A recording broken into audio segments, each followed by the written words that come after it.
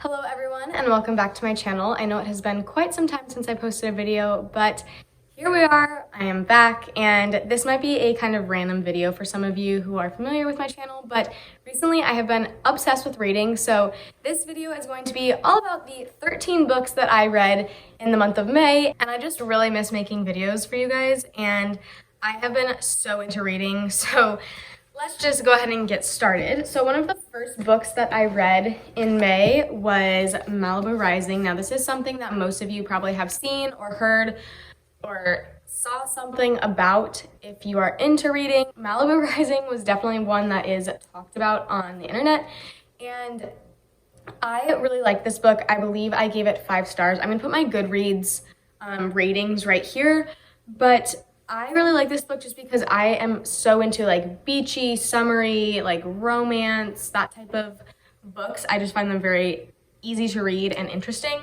I really like this because I grew up in LA, so all the beaches that they talk about in this book I'm familiar with or kind of have been to or just know a lot about. And so I really like this book. It was definitely something that kept me interested in reading, which I think was very helpful for being one of those first books to help me get back into the flow of reading. So I really liked Malibu Rising. Another book that is highly talked about on the internet that I read in the month of May is Emily Henry's People We Meet on Vacation. Now, this book is something that I went into with a very specific mindset, which I think helped the situation of reading this book. So I had heard so many people talk about this book, and they always said that there's a very big lead up to why the two main characters aren't talking in the book. And it turns out to be like a really stupid reason that they could have just talked through and worked through, where they didn't have to start ignoring each other for 2 years, which, knowing that going into reading this book, I think really helped, because I wasn't waiting for this anticipation and build up for a big thing, and I already knew it was like, oh, it's something so small, so I wasn't let down. I think that really helped because I really like this book, knowing that it's something so small and stupid that they haven't been talking to each other for years about. Really helped. So I think on Goodreads this was like a 4 stars. It really bothers me on Goodreads that you can't do half stars, so I think I wanted to rate this a 4.5, but I think I put it as like a 4 star on Goodreads. And another book that I read was The Love Hypothesis, and I really like this book. The two main characters, Olive and Adam, they are very Adam is supposed to be not really likable, but to me, I was kind of like, I like him. I never found him as like not likable. I don't want to give too many spoilers, but it is about Adam and Olive, who are in a fake relationship situation and kind of follows their journey on being in a fake relationship, which I found very interesting. Okay, so I'm editing this video now, and I'm just now realizing that I never said that I wish this book had more like romance in it. There is like a romance aspect, but it literally is the last like 2 pages of the book. So I wish they kind of got to that sooner and progressed on it a little more. I guess that was my problem. If they had introduced it sooner and progressed on it, it would have been a 5 star. But it was kind of like a slow build up. Like, you know it's coming, you know it's happening, but they don't talk about it until the last 2-ish or so, probably a little more than that, but like last couple pages. So you're like, all right, so it would have been a 5 star if they had done that. It was pretty good. I gave this 4 stars. It was definitely something that kept me interested in reading. And the next book is a kind of random turn of events. This is a extremely random book that I found in one of those little free libraries next to my parents' house. So this is called American Babe, and it's a white girl's problem book. So the first book of Babe Walker's book series is a white girl problems book. Obviously, I found this in a little free library, so there wasn't like the whole series there, but this is the second book, and you don't really need the first book. It's just kind of about this girl's life, and it's just really funny. It's those stereotypical like first world problems that you read about, and she has just a very funny writing style. It's pretty big font, and it's just a really easy read. I read this in between a few other books to kind of like break up the romance or break up like the suspense books like that.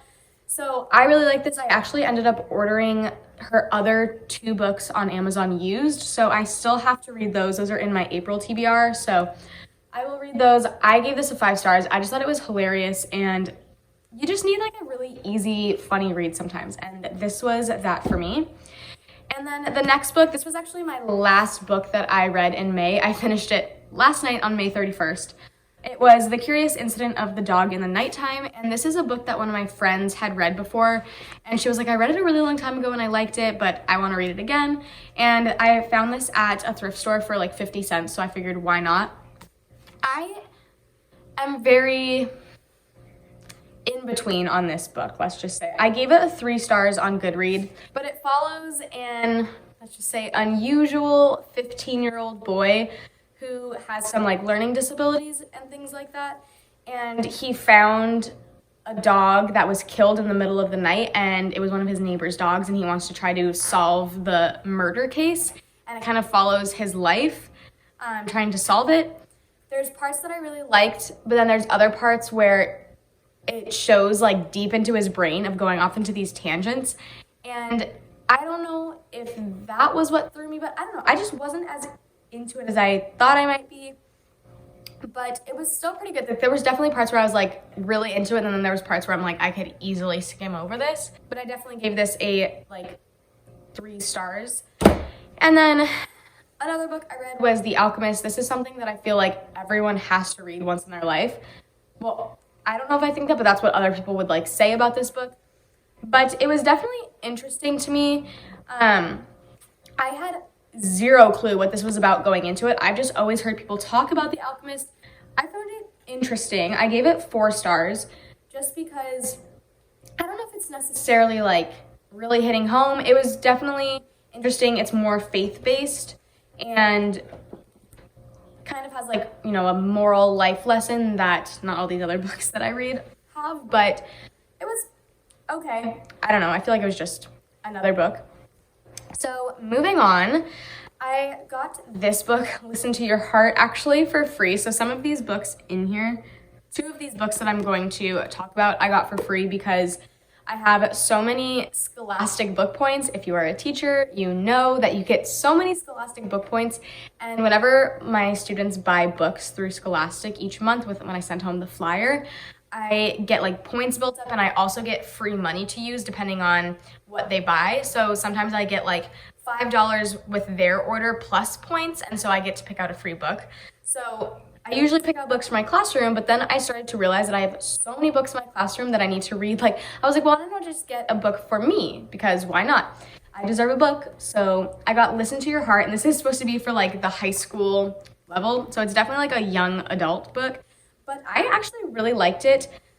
It's about Kate who lives on a lake, and it's kind of like the beginning of her school year. The book starts with her wrapping up her summer and starting the school year, and her just kind of wanting it to be summer and stay on the lake and not really worry about going back to school. But I actually really like this, and then it's kind of like a love interest develops later in the story. But I gave this 5 stars. It was an easy read. I mean, I would assume it's for high schoolers since it's in Scholastic and it was in like their young adult section. I don't really know what they consider young adult, but it was pretty good. Another book that I got for free, actually 3 of these books. So this is another book that I got for free from Scholastic. This might get awkward. This was another one in their young adult section.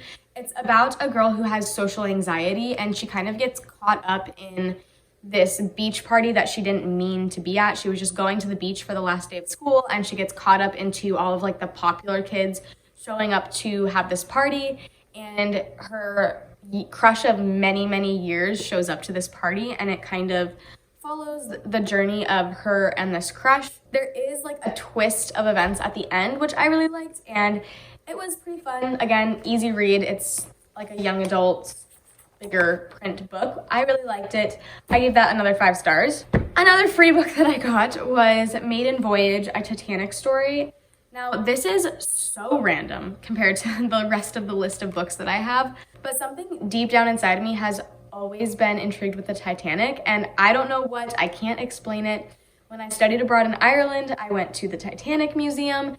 I've just always been intrigued by the Titanic and just kind of what happened about it. So this is actually following 2 girls that were on the Titanic, and one of the girls comes from a really wealthy family, so you get to see the perspective of the Titanic from a first-class passenger, and then the other girl is from a very poor family, and her parents can't even afford to get on the Titanic, so it's just her on a new life to America, and she's obviously comes from a very poor family, so she's on like the 3rd class rows of the Titanic. So it follows kind of their differences on the Titanic, and then there is a component of family drama in it. So this was definitely an interesting read.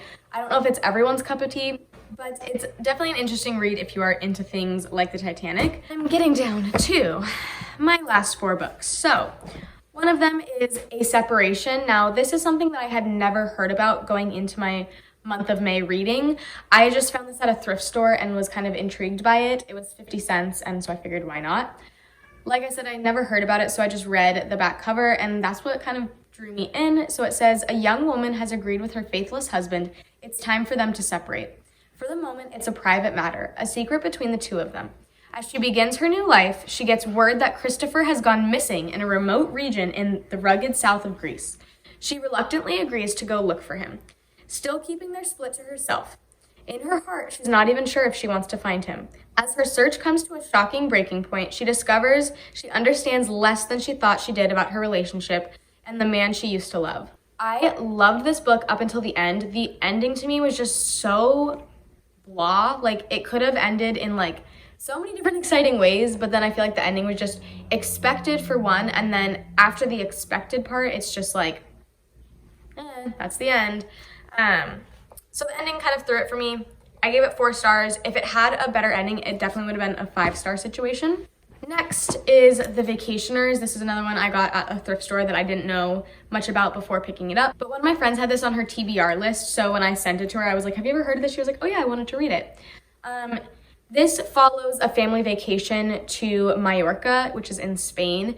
And there are a lot of parts of this book that I really liked. As I've said before, I like those beachy, summery books. So a summer vacation to summer vacation to Spain was the perfect opportunity. I also have been to Mallorca, so I feel like whenever you've been to a place or like have some prior knowledge about it, it just kind of has like a better connection, and I really liked that. But there are definitely parts of it that were really bland, and then there were parts of it that I really liked. So I think I gave this a like 3.5, 4 stars. I think on Goodreads I ended up putting 4, but it'll say right here anyway. My second to last book is The Last Flight. I also got this at the thrift store and also didn't know much about it before buying it. But like I said, I have a strange thing with the Titanic. I also have a strange thing with plane crashes. So maybe it's just like disasters of travel. Could be like a ship sinking and a plane crashing. I don't know. But plane crashes have always intrigued me. There was a book that I read a few summers ago, Before the Fall, another one about a plane crash that I really liked. So it must just be that theme. But The Last Flight is actually about 2 women who are trying to kind of escape their lives. They don't like the life that they're currently living, and they decide that they meet at an airport, and they decide they're going to switch plane tickets. So one of the girls switches the plane ticket and they get on each other's flights. And one of those planes that they switched crashes. So the other girl assumes the other one's life and goes on living like she was the person who she took the identity of, which was really interesting. I gave this 5 stars. It's one of those like mysterious, not really murder mysteries because there's obviously no murder in it, but just a mysterious, not even suspenseful, but kind of just like I was always drawn in and really looking forward to kind of keep reading and getting to see like what happened. I didn't want to put that book down because I wanted to know what happened. But lastly, it was Dial A for Aunties, and this was something that I had heard a lot about online as well. So this book is extremely funny. It is about a girl who accidentally kills her date on their first date, and she calls her 4 aunties to kind of help decide what to do with his body. I think if I had come from an Asian background, this would have been even funnier because there were some things that they say or do where I can tell, like, if this was my culture, I would be dying laughing and like kind of understand a little bit more. I still loved this book. It was so funny, but there was definitely those parts where I was like, what are they writing about? Or I'm like, I don't know what that means, because I would have to like look up like what sort of food that was or what kind of they were talking about. But overall, I gave it, I believe, a 4.5 stars on Goodreads. So pretty good for the month of May.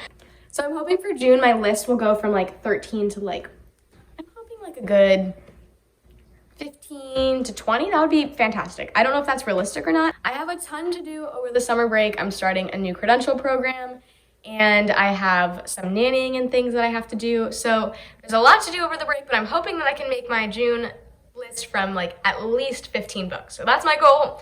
We'll see if I can do it, but that is all for today's video. If you're wanting to see my April TBR list, so my April books that to be read that I want to read, please let me know down below. We have a guest appearance, I'm sorry, but I would love to be able to make that list now at the beginning of the month and kind of see by the end of the month what I have accomplished from that list. I think that would be really fun. So if you want to see that video, let me know down below. I would love to make it for you. My cat Shmi says goodbye everyone and thanks for watching, and we'll see you next time. Bye everyone.